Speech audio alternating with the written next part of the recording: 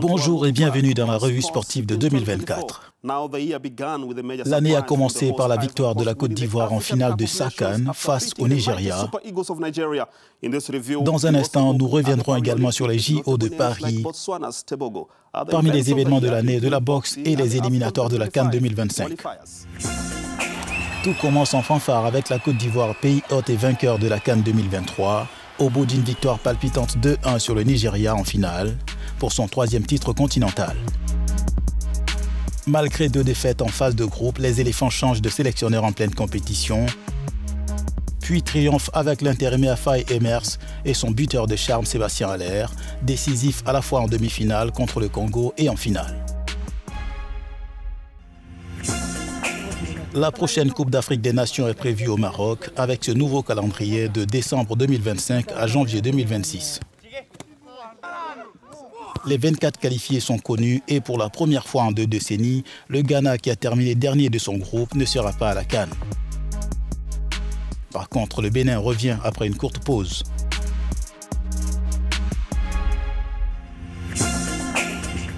L'Afrique est repartie des Jeux Olympiques de Paris 2024 avec 38 médailles.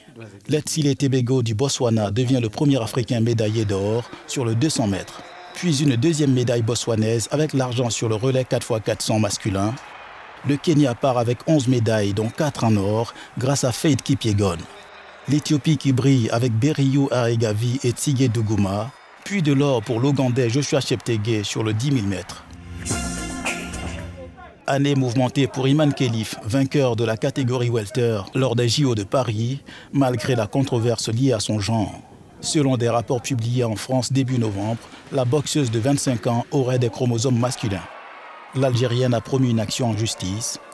Son histoire fait écho à celle de l'athlète sud-africaine Caster Semenya, mise à l'écart pour ce même motif. 2024 fut marqué par des polémiques de dopage.